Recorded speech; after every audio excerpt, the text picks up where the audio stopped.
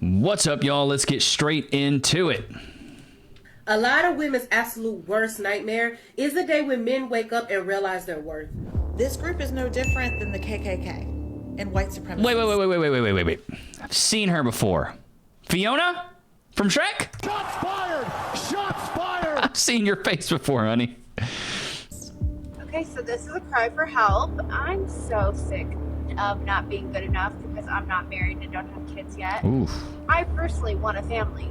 But like the thing that literally keeps me up at night, like the thing that I want more than anything in the world is in the most selfish way possible. Sometimes I do have to look at my friends and think maybe we took being single a bit too far. Maybe we cheered each other on in our singleness a bit too much. Some would even argue that maybe we took feminism too far. I'm supposed to be in Florida right now, and he gave me the money for a ticket. Wait, so you're supposed to be in Florida right now? Yes. What you doing in LA? I'm meeting up with the guy that I met. She belongs to the streets. Bumble. And you have a boyfriend? Yes, I do. So keep going with the story real quick. So all I am, or all I want, is at least a relationship, a partner, a best friend, someone to live a life with, build a life with, get married, have kids, the whole shebang. The MGTOW. It's too late, baby. Men are going their own way. Passport bros are up one. We're done putting up with all the stupidness that you ladies are putting towards us. We're sick of it. We're sick of it. MGTOW guys ripped this one. Okay, so I had to look this up. MGTOW stands for Men Going Their Own Way. Mm-hmm. So apparently it's this online group of men that promote masculinity, hostility towards women. We ain't hostile. We ain't hostile. Life is a mirror, not a window. We're just showing a reflection of the idiocracy that you're projecting towards us. That's all we're doing. That's all we're doing. Strong opposition towards feminism and yes, feminism sucks. You guys don't like it? Do you want military prescription? Don't worry, I'll wait. That's what I thought. You don't want to be drafted? Stop it. Misogyny. First of all, misogyny means we hate women. I'm sorry I'm pausing so much, but we don't hate women. We really don't. We love women. We just hate what you guys have become. Like your attitude now, your entitlement, your ego, your narcissism, and like her, this lady's pushing 40, 50 years old, and she probably has super high standards. I don't know. She looks married though. But we don't hate you ladies. Y'all wanted equality, so now you got it. So now you got to approach us. The time I've ever been ripped was childbirth. We do not care. This group is no different than the KKK and white supremacists. Wow. These men are They always push it to that, right? They always go extreme, like white supremacy or extreme racism or violence. They always push it to that. That women have decentered men from our lives. Men are no longer the center of our lives anymore. We want equality. How is that bad? Typical misandrist arguing against something because she doesn't like the idea of men doing women. Because none of these red pill guys that you watch, even myself, I consider what I do red pill, but I've never not once said I hate women. Never. I just mock their standards and their expectations of men, because if that's what we're expected to do, then we should be able to have some expectations for you as well. But we can't. We can't even ask you to not be overweight. You know what I mean? You like, I don't know if you've seen this, but it's a guy, he walks around on TikTok and he's like, how tall should a guy be if you want to date him? She's like, over 6 foot. And he's like, okay, well, and then he pulls out a scale. He's like, well, how much do you weigh? She's like, no, you can't do that. And he's like, well, you care about my height and I can't change that. I care about your weight and you can change that. Step on the scale. And they don't want that because they don't want a reflection of their own idiot ideologies. Idiotic ideologies. Nightmare is the day when men wake up and realize their worth. Quiet quitting was a term that was trending a while ago, where underpaid and undervalued employees started cutting corners and putting in the absolute bare minimum effort into their jobs, working just enough to retain their position. And I couldn't help but notice a parallel to that in the dating society today. Men are at a point where they've become disillusioned with a lot of women because the veil has been lifted. Men are now checking out of relationships that no longer serve as assets to their life, but rather liabilities. Men are seeing the lack of gratitude and minimal to no reciprocity they encounter on a consistent basis from the other side. Unfortunately, we've built a society where men hear terms like toxic masculinity and patriarchal oppression constantly thrown around in public discourse, while they sacrifice a dead-end job trying to put food on the table and provide for their families. Men are tired of being gaslit and shamed for their masculinity and nature, and it's making them revolt against the same system that's holding them to unrealistic expectations. They see the complementary balance of the gender shifting way too far, and they're tired of being the main ones holding up their end of the bargain. A lot of women have fallen into the trap of measuring men by impossible standards because their expectations have ballooned from the constant revolving door of Hollywood and free social media validation. Men are struggling. Well, social media has really ruined it in a big way, in my opinion, because people get on social media and they compare their regular schmegular everyday lives to other people's highlight reels. Right? You get on Instagram, the people that are posting the best of the best, right? All the fitness influencers, they're posting right after their gym workout. They're shredded. It's good lighting. You know what I mean? They're posting the best of the best, and people are comparing their every mundane lives to other people's highlight reels. You're always going to be let down. And I've always said this, when expectations get set and then those expectations don't get met, people get upset.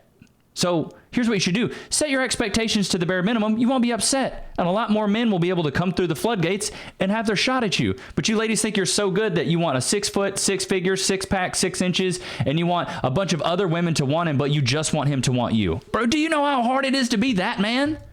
To be that guy? It's very difficult, and usually that guys have options. As Kevin Samuels would say, RIP the Godfather, gone too soon. High-value men exercise options. Why would I go out in the world and make buku bucks to just be bucking you? Doesn't make sense. To keep up, and they're sick and tired of having to prove themselves over and over and over again just to ensure the love and the loyalty of their woman. Repeated bad decisions and a lack of accountability has incentivized promiscuity while simultaneously breaking down and demonizing traditional gender roles at the expense of long-term synergistic and wholesome relationships between men and women. Masculine men are the guarding walls of our society, and they've done an outstanding job holding it together, even though they've been continuously shamed and ridiculed for the very qualities that make them men. In turn, they ask for recognition for their efforts, yet society has failed to do justice to their sacrifice and perseverance in the face of all their adversities. The relationship dynamic between men and women are supposed to be comprised of a beautiful complementary synergy, not a tug of war where both sides stretch to compete and they stretch themselves thin. This is the unfortunate state of dating and relationships today that many men find themselves in. Women, in their quest for a vain sense of gender equalism, have forgotten what truly makes them attractive to men of caliber. A man wants True, and back to her point of the patriarchy and all that. Men built the modern world that we live in right now. 80% of STEM, science, technology, engineering, and math, is dominated by men. 20% is for women. So if all the men were gone, you're telling me 20% of the women are going to take 100% care of 100% of the women? No. 80% of the men are already taking care of 100% of the men and the women. It only takes 20% of those women to help with that infrastructure.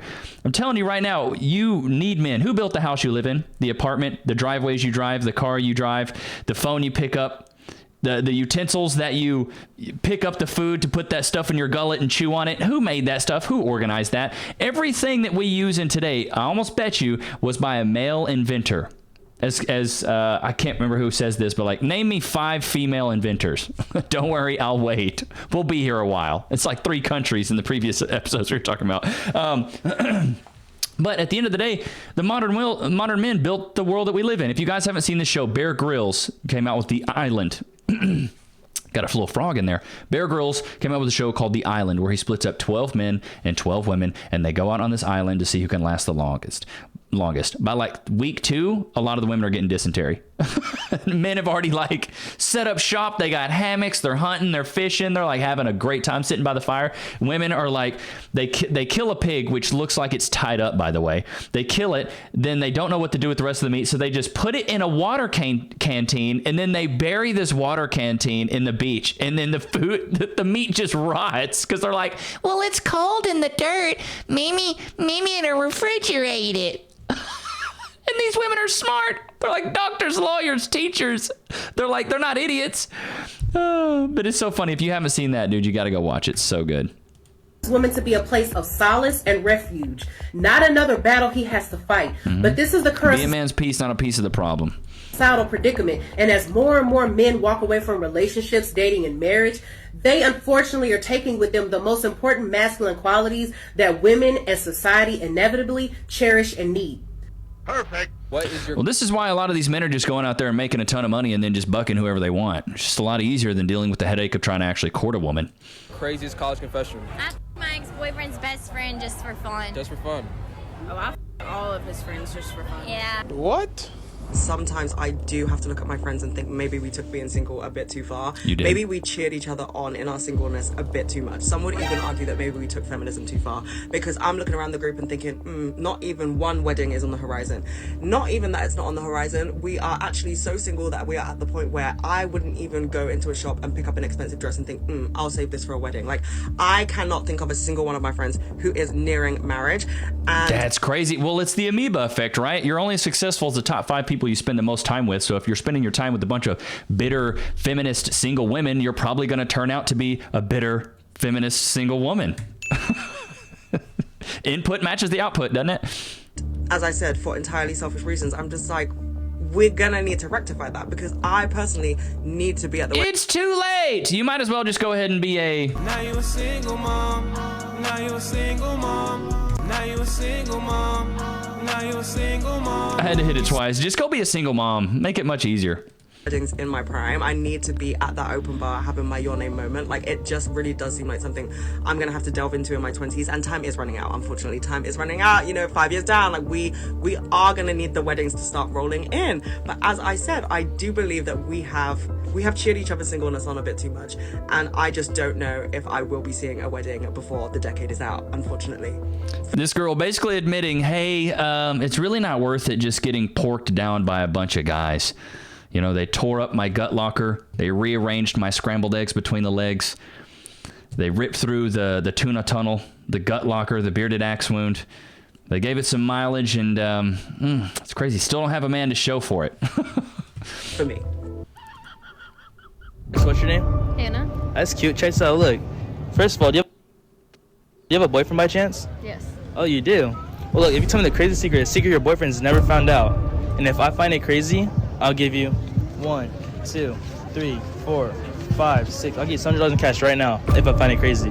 If not, I'm walking off and I'm posting your secret. You in or you out? I'm in. All right, so what's the secret? What's the secret you kept from your boyfriend? And I don't got that many followers, too, so you can tell me anything. Okay, so I'm supposed to be in Florida right now. And he gave me the money for a ticket. Wait, so you're supposed to be in Florida right now? Yes. What you doing in LA?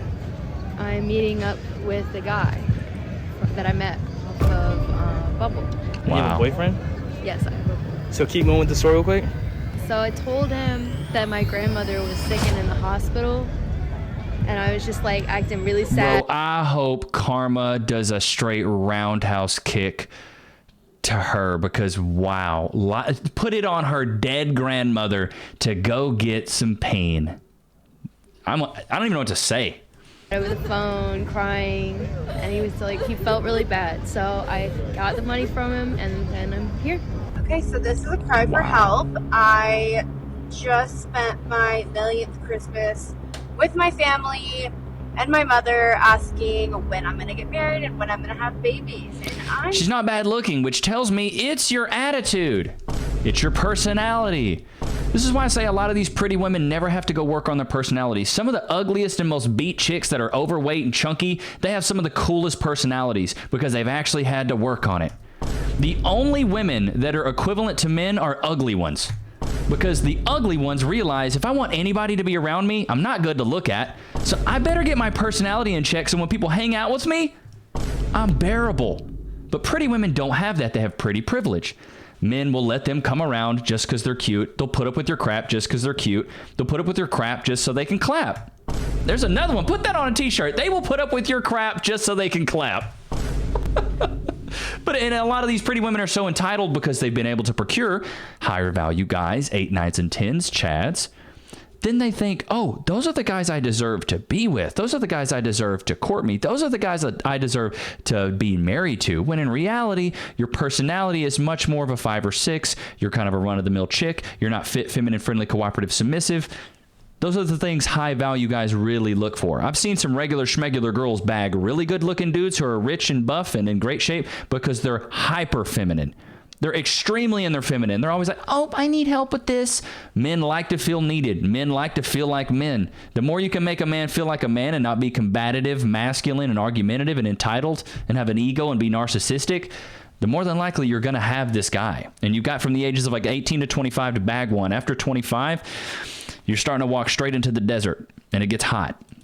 So sick of the pressure and of not being good enough because I'm not married and don't have kids yet. Hey, pressure makes diamonds or it busts pipes. You get to choose what that pressure does, though.